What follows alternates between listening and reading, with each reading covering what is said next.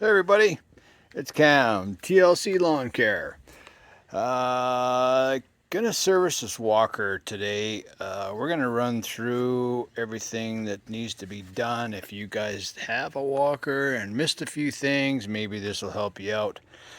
We're gonna go through the grease zerks. There's 36 grease zerks, and we'll run through every one of them. Maybe you've missed one. Every one of my grease zerks takes grease, and go from there. This is a 2008 model. It's only got a 36-inch deck. It's nice to get through gates. And it's a gas engine. It's got the 26 EFI engine in it. And made by Walker, obviously. Later on, we'll do the oil filter. We'll see if we need to change the oil. And a few tips and tricks that I've done over the years to make this thing happy. All right, let's get at it. Okay, let's run through grease zerks and where they're at. I'll start up here on the, if you guys have these extender, we'll run through that. And you've got 1, 2, 3, 4, 5. Just make sure when you guys grease these things, you just take the grease off the, or the old stuff or dust on the top of those zerks. And let's open this up. And we'll go underneath here. All right, I'm not gonna count anymore because I lost count. All right, one there, one there, one there, one there, one way back there in front of the battery, one here, 2 here. I've never replaced a bearing on this machine because every zerk takes grease, like I said before. Okay, one there. Now this is going to be tough to see down here. All right, one here, one way down there. I don't know if you can see it. You see my let me see if I can see it. One way down here. Okay, way down there. We've got one here for the handle. So that thing, like that, right? Some of these are, you know, they're 250. Some of them are longer. There's one underneath here on the bottom of that. Right there. Yeah, we can't see it, but anyway, it's there. Okay. All right, let's go over here.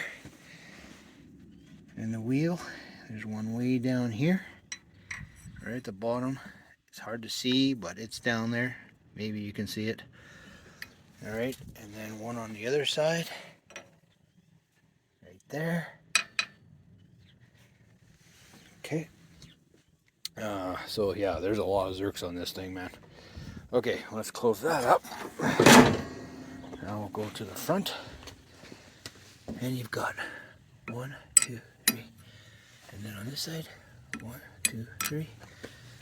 You've got one here, here. Tires. Tires. Oh, you know what? Did I miss 2? There might be 2 more, which I should go back here. Oops, almost dropped the phone.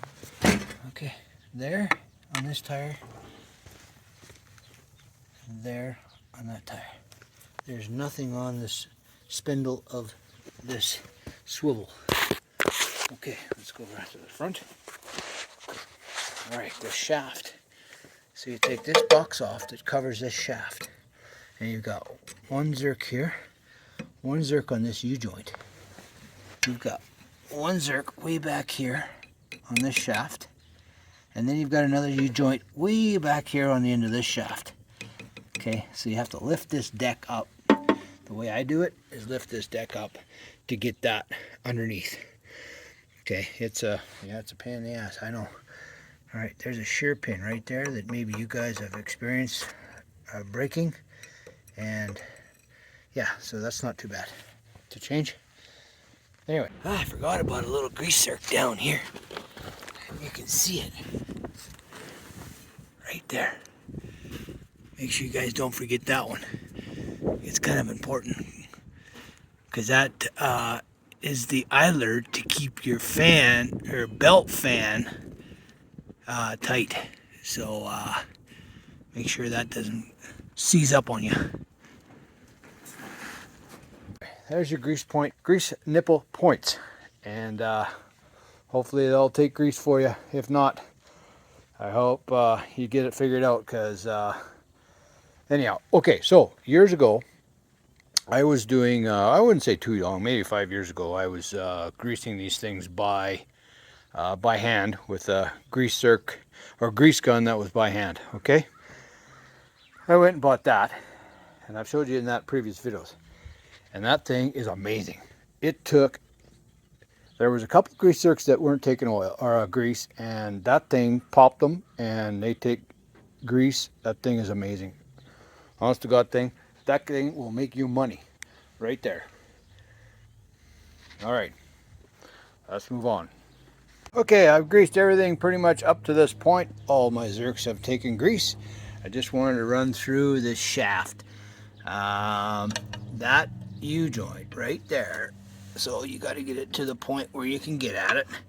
And when you grease a U-joint, I don't know if you know this, but when you get that on there, only give it maybe, with this electric one, only like 2 shots, right?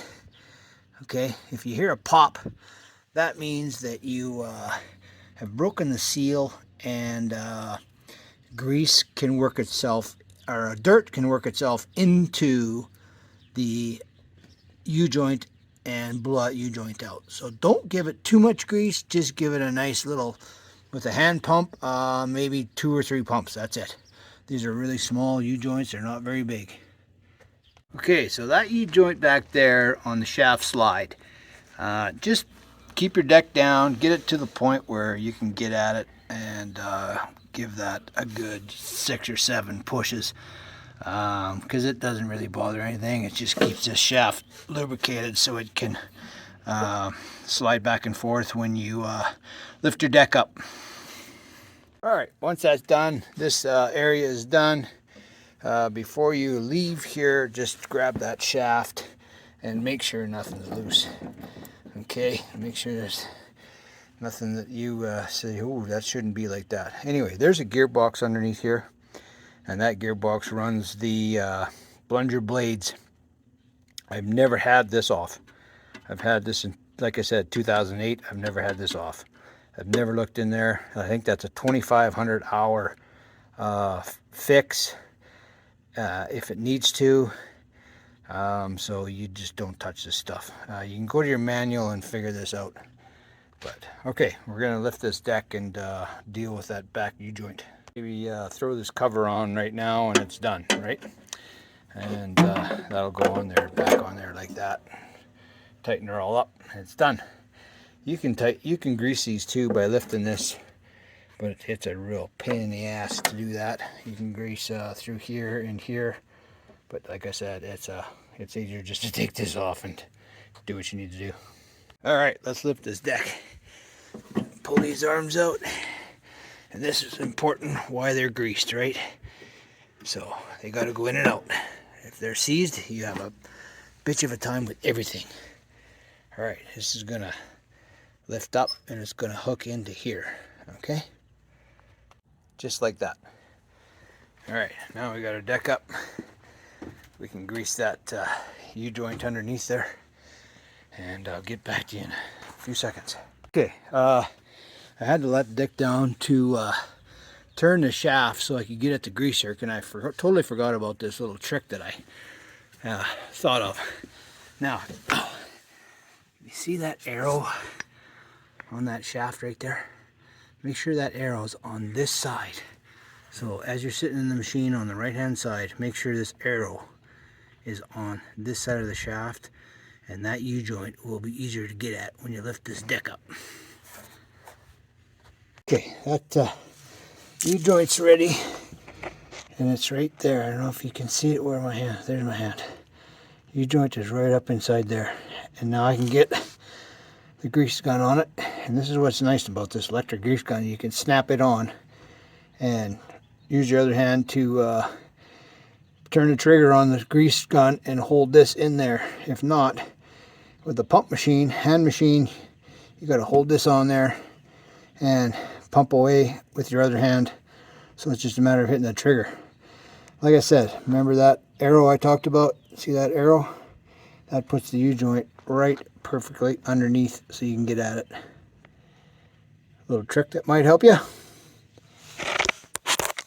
Okay, I gotta get out of here.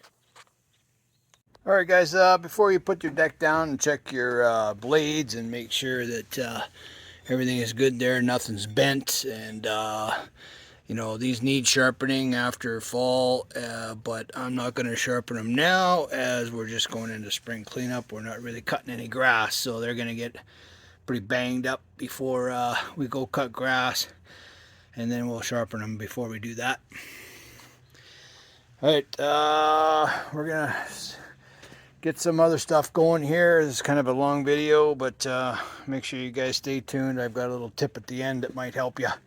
So hang with me. Okay, we're going to go after the air cleaner now, check it out, and oh, by the way, when you come around here, don't hit your head on that, because that doesn't feel very good. Okay, now I don't know about you guys' machine, but this machine's got this canister on it. So you just flip these off and pull this out, and there's your air filter, and pull that out, and there's your inner. So check your inner, and you can pull that guy out too, and the inner is fine. I did change this kind of mid-season last year, so I don't really need an inner now. I'll probably just blow this guy out because he's fairly new too, and I don't have to go buy a new one. Okay, that's all I got to say about that. Throw the inner back in, make sure it stays clean, and then blow your other guy out and put it back in. And make sure this little tab here on the bottom, okay, it says top, and that'll be on the bottom, okay. All right, little tip on air filters: always blow the air filter inside out. What are you doing? Oh, she loves these air.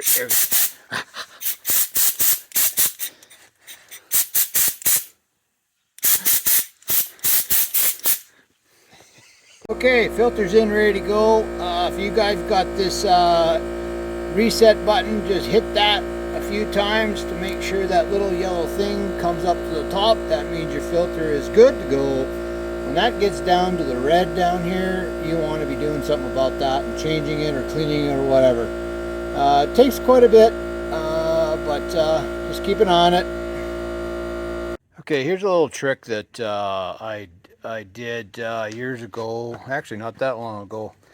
Right there is a piece of tin. Okay, now these machines, they tend to, if you say your buzzer doesn't go off in your tank and this fills up, or the hole that goes into the tank fills up, and you lift this up and don't know it, all the leaves fall down onto the muffler. One day I had a damn fire. Anyway, got that out and I put a piece of rubber on here to keep the leaves and everything. So I modified this and put this piece of tin on here, so when the leaves fall down here, they're going to go that way or down in here or on the engine. At least if I know it, I can stop and lift this up and blow all this off before they filter down onto the engine, because these gas engines get hot, right? The diesels are probably a little different, but these are a little hotter running machines. So anyway, yeah, I just molded that up, drilled that into this cover, and made that modified. It works really good. All right, another little thing to service and look after is this screen. That screen has got to be not plugged at all. I always take mine out and clean it, and just when you get into wet grass and stuff, it sticks on here and you just rub it off. And I always carry a wire brush with me and you know, get that cleaned off. But yeah, make sure this inside is nice and clean. But that is I'm going to actually show you how to take that off. I'm just going to put the phone down and show you. Hold on. So yeah, that just pulls out like that, right? I don't know if you guys knew that, or you do that, or if you haven't done that. My buddy, he does this too, and he's got a diesel walker. He can't even pull this out. He's never pulled it out. I'm going, why? Anyhow, so that just pulls out of there. Yeah, and you clean it up, and you know, just rub it down and all that kind of good stuff. Get it clean. But yeah, that's pretty clean already. Throw it back in that little track right there on that side. A little track on there on that side. And it pushes in, and you really gotta, it's like a spring, so you gotta hold it in there. I don't know if it'll go. No, you need 2 arms, 2 hands to do it. I'll put my phone down in just a sec. There, now it's in. But yeah, it says right there, remove for cleaning, and blah, blah, blah. It just says, make sure you clean it. Make sure it's clean. Anyway, okay, I want to explain why I don't wash my machines off, especially with electrical. Now you see that? See these openings in here? See any of these where water can sit in? Inside there, and water will get in there and corrode. Okay, any electrical stuff. It's my buddy's machine. It's a proven fact that that will happen. All right, you get underneath there, you get all that all wet, and it all corrodes. You'll see no corrosion on my machine because it stays dry. Okay, and like I say, if it's raining, it's going in. And so yeah, look at that harness, right? I don't know the new walkers now what they have. Maybe it's all better, but yeah, any of that stuff gets wet, and I'm not gonna say it don't run, but after time it'll corrode. All right, little FYI there. Take care. All right, guys, we're almost done. We're just gonna go through the oil and check things out. A few little tips and tricks here in the next 3 minutes. For oil, always write down what your engine holds. Okay, that one holds 2 liters of oil with filter change. Okay, I write down the filter number. I get that out of Napa. And air filter, that's the inner and the outer. It just makes things so much easier when you got to pick this stuff up. Okay, always write the hours on your oil filter. That was the change that I had at 523 hours. And right now I've got, where are we there, 576 hours. So we're a long ways from an oil change. So we're going to leave that go, and we're good to go. Everything else is good for this machine. Tires are up to snuff. Always mark down your PSI on your tires. So these tires in the back take 20 PSI, and I usually put 15 in these fronts just to give it a little more traction. So yeah, little tips and tricks that you can do to make your life a little easier, and so on and so forth. Hey guys, if you like what I'm doing and so on and so forth, please subscribe, like the videos and all that good stuff. And I'm going to turn this around, and we'll catch you on the next one. Thanks guys, bye.